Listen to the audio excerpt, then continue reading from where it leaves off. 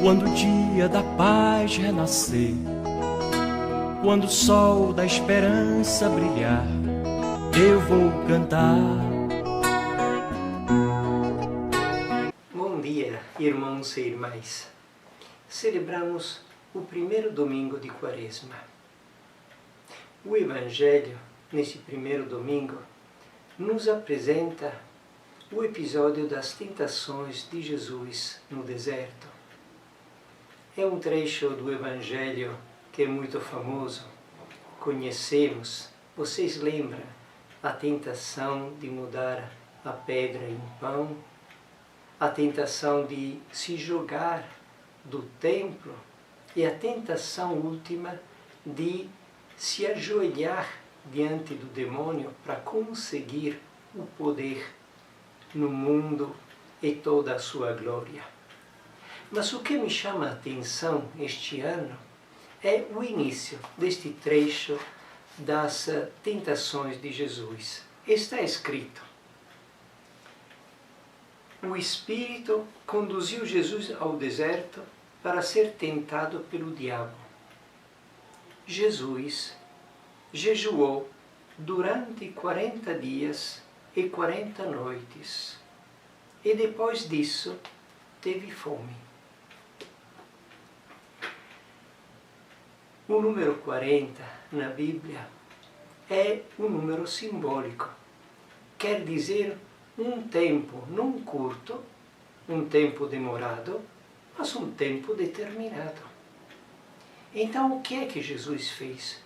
Por um bom tempo ele jejuou, e jejuou de verdade, até sentir fome. Eu pergunto se alguém entre nós já fez esta experiência de ter fome, mas de ter fome de verdade. Eu vi, por exemplo, quarta-feira passada, muitas pessoas estavam presentes nas celebrações, eu penso em toda a diocese, para receber as cinzas. E pergunto, quantos entre nós que recebemos as cinzas também fizemos jejum naquele dia? Porque quarta-feira de cinza também é dia de jejum. Tivemos coragem de fazer jejum? Tivemos força? Ou ao menos tentamos de comer um pouco menos naquele dia?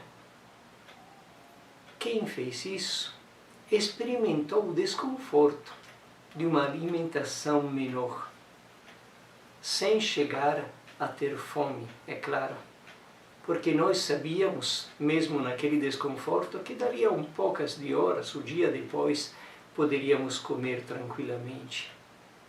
Bem diferente é o jejum de Jesus, que quis provar a fome. Conhecemos alguém que está passando fome?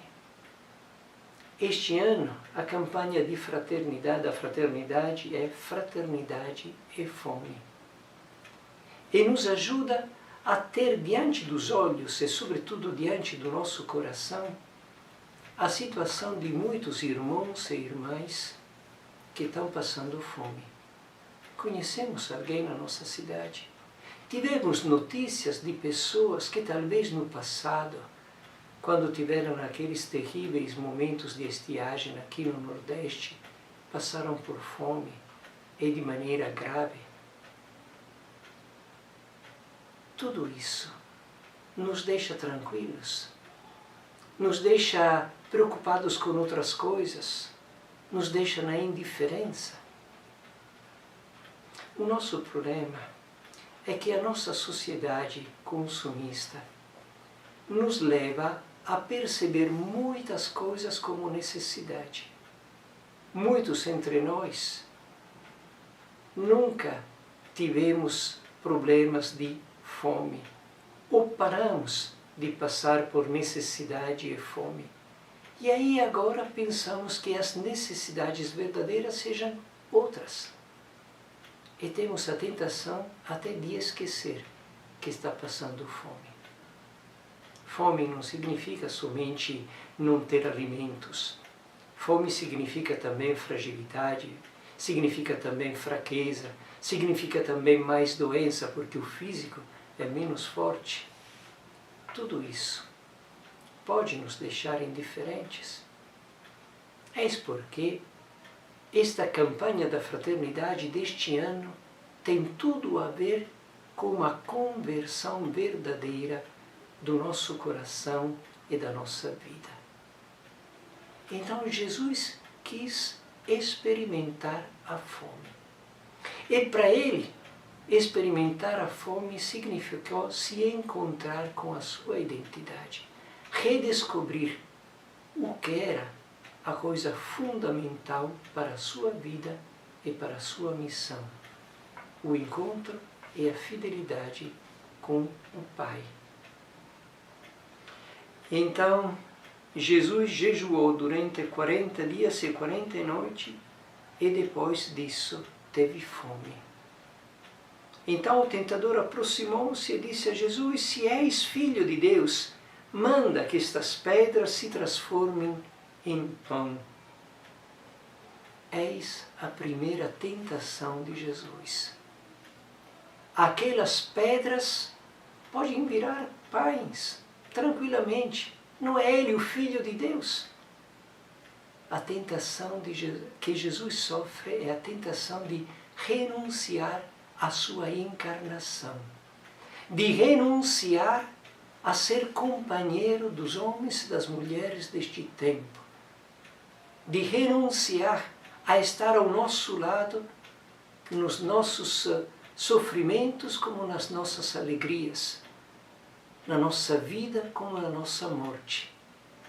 Seria a tentação de não sujar as mãos, de ser o Salvador, sem entrar dentro da nossa realidade, da nossa vida, das nossas lutas e da nossa morte.